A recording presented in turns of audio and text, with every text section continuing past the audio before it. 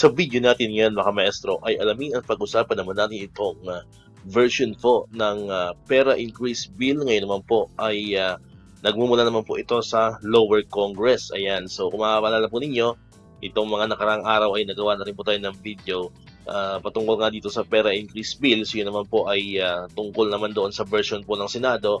At meron na rin po tayong nagawa na isang video rin na sa version din po ng Congress, po ng lower Congress. So ito po yung pangatlo ng bill na may kaugnayan po sa pera increase sa pagbubukas po nitong 20th Congress. So pangalawa po ito sa lower Congress. Yung isa po kasi yun po ay version ng Senate. Alright, so ito po ang House Bill number 206 na kung saan dito po sa version na ito ay 5,000 naman po, no? So from 2,000 ay magiging 5,000 po ang ating matatanggap na personal economic relief allowance. So alamin po natin, no?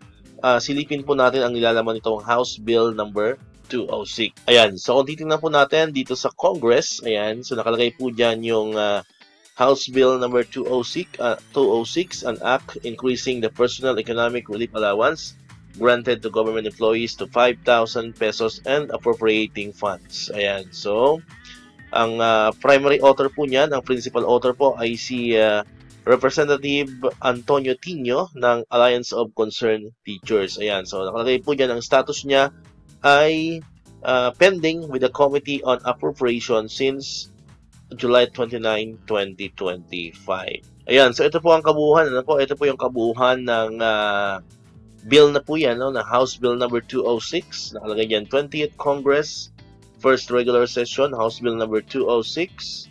Ayan. Introduced by ACT Teachers Party List Representative Antonio L. Tino and Kabataan Party List Representative Rene Luis M. Co. Ayan, so silang po dalawa ang author po nito, mga kamaestro, although ang principal author po niyan ay si Representative Antonio L. Tino ng Alliance of Concerned Teachers Party List. Ayan, so ang long title niya nga po ito, yung Increasing the Personal Economic Relief Allowance Granted to Government Employees to 5,000 pesos and appropriating funds therefore. Ayan, so nakalagay po dito yung background po nitong bill na ito. Ayan, hindi ko na po na yan babasahin isa-isa. So ito po yung signatory po niyan. Ang sponsor ay si Representative Tino and Representative Co ng ACT Party List and Kabataan Party List. Ayan. So ito po yan muli. Ano po? Yung House Bill number 206. Ayan, ito po yung Section 1. Ayan, ito po yung medyo mahalaga. Basahin po natin. Section 1 po ng House Bill number 206.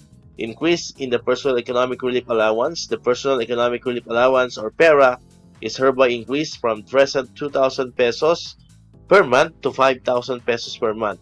The PERA shall likewise be subject to automatically yearly adjustment equivalent to any increase of the annual inflation rate in the country. Ayan. So yan po yung pinakadetalye po, mga kamaestro, nitong House Bill number 206 na ito, yung increasing from 2,000 pesos magiging 5,000 pesos ang personal economic relief allowance, mga kamaestro, ng mga government employees. Alright, so sabi nga natin sa mga nakaraang video po natin tungkol dito sa pera, ito po ay House Bill pa lamang, so dadaan pa po yan sa mga reading, second reading, third reading, hanggang sa yan po ay magkaroon ng bicameral conference together with the Senate para po mag-agree sila kung ilan po talaga ang mag-i-increase ng ating pera if ever man po ito ay maaprubahan lahat sa ating final reading. Kasi nga po, mayroon na po tayong tatlong version.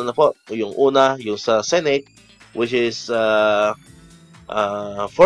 pesos naman po yung pera. Then isa po yung sa House din. Ayan, yung nagawa po natin ng video nito nakaraan, which is 6,000 pesos naman. And then ito naman po is 5,000 pesos. So, if ever man pong lahat po ito ay pumasa sa sa third and final reading, so magkakaroon po yan ng bicameral conference. So doon po sila dapat mag-agree kung magkano ba talaga dapat yung increase po natin. So hopefully ay dumating po doon, kasi sabi nga natin parate sa mga naunang mga version po ng pera increase bill, especially po itong nakaraang 19th Congress ay talagang walang umusad. So hopefully ito po ay magkaiba, maging iba ang maging iba ang kapalaran nitong mga version na ito. And hopefully ay umabot po ito sa bicameral conference. And sana po, after nun ay umabot tayo sa pirmahan na maging isang Republic Act na po mga kamaestro para maging isang ganap na batas na at para maranasan natin itong increase sa ating personal economic relief allowance. Alright, so dito na tatapusin ang ating video ngayon mga kamaestro.